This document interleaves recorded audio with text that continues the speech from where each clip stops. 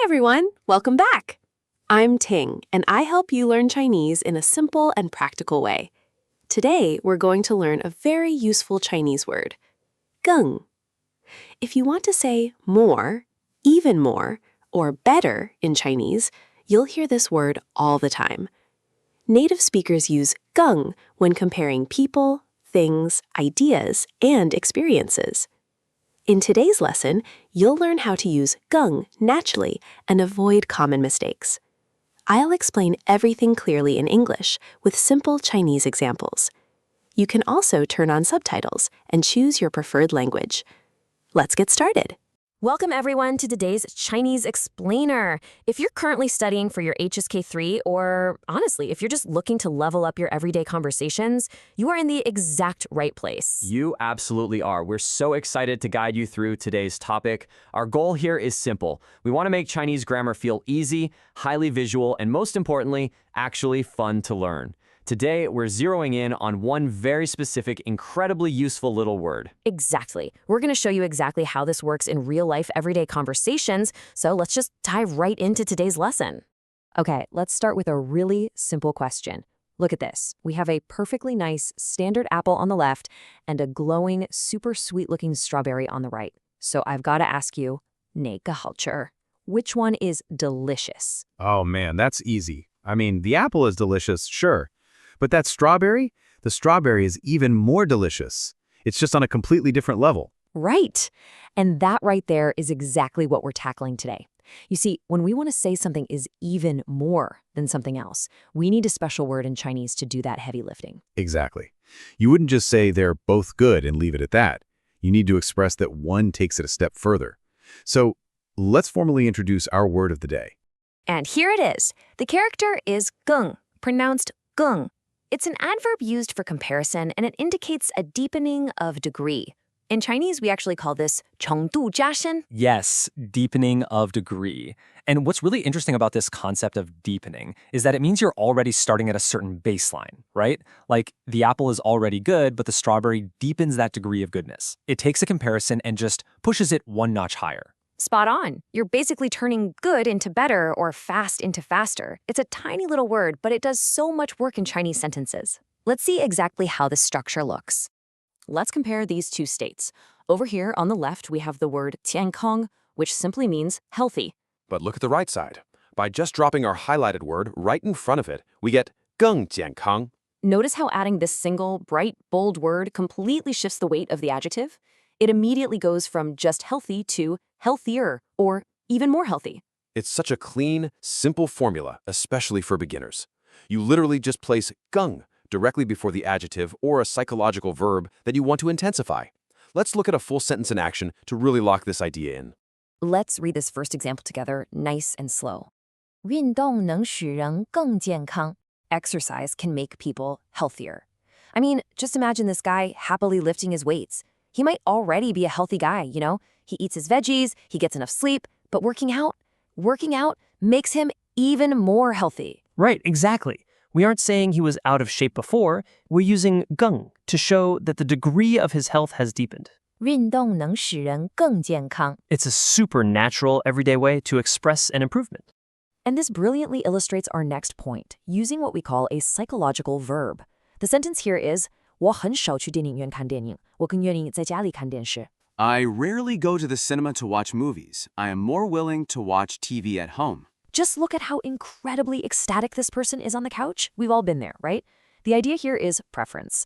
Going out to the cinema is okay, but staying home on your own cozy couch, that is even more preferable. You are more willing to do it. 更愿意. This is a textbook, well, better than textbook, HSK 3-level sentence structure. It's totally conversational, extremely practical, and the gèng, right there in the middle, smoothly bridges that comparison.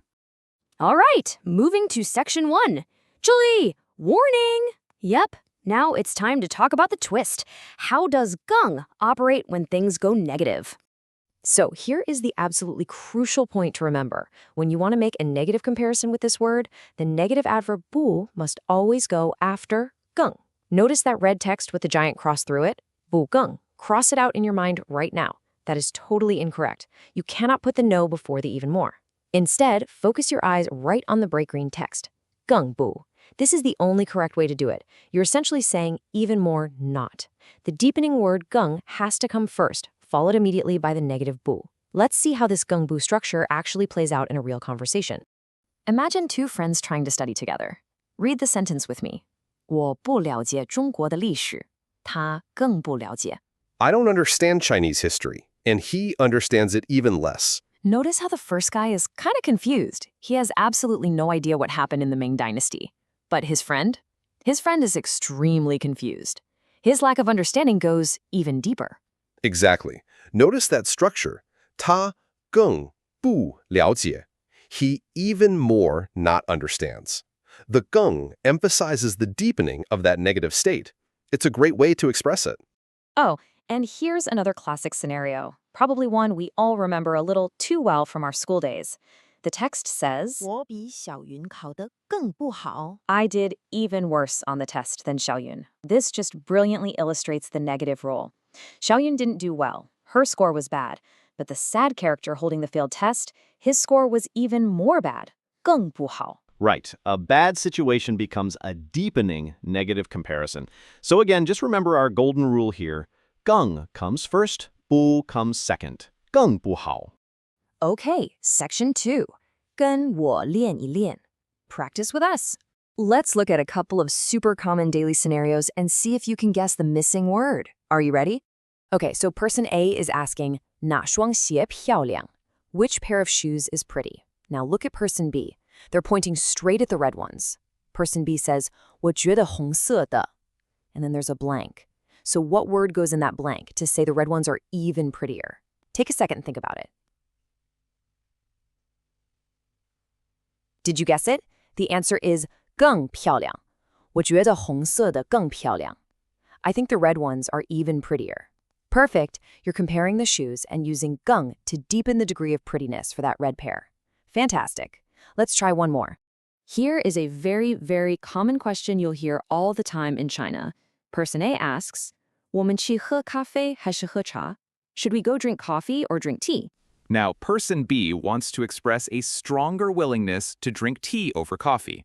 The sentence starts, 我喝茶. What goes in the blank to say I'd rather drink tea? Think about our psychological verbs from earlier. And the answer is 更想 or 更愿意. 我更想喝茶. I would even more like to drink tea. It perfectly shows that your preference is leaning heavily towards the teacup. You guys did incredibly well today. Let's do a really quick wrap-up of what we learned. First, the core rule.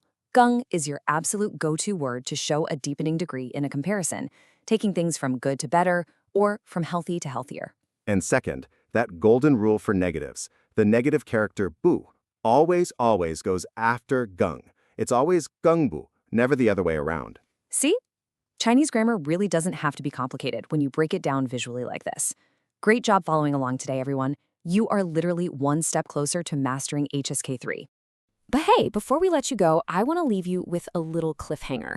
In our next explainer, we're going to be tackling the adverb 还是. We actually briefly saw it in our coffee and tea example just now, but next time we'll learn exactly how to use it to indicate that an action or a state remains completely unchanged. It's such a fascinating and useful little word. So make sure you tune in for that one. Keep practicing your sentences with geng, stay enthusiastic about your learning journey, and we will see you in the next lesson. Keep up the great study habits, everyone. See you next time. Great job finishing today's lesson. Now you know how to use geng to make comparisons and express a stronger degree in Chinese. This is one of the most useful words for describing changes, preferences, and comparisons in everyday conversations. If you'd like personalized speaking practice and feedback, you can book a trial lesson through my Preply link in the description. If this lesson helped you, don't forget to like, subscribe, and turn on notifications. In the next lesson, we'll learn 还是 and how Chinese speakers express that something remains unchanged. See you next time!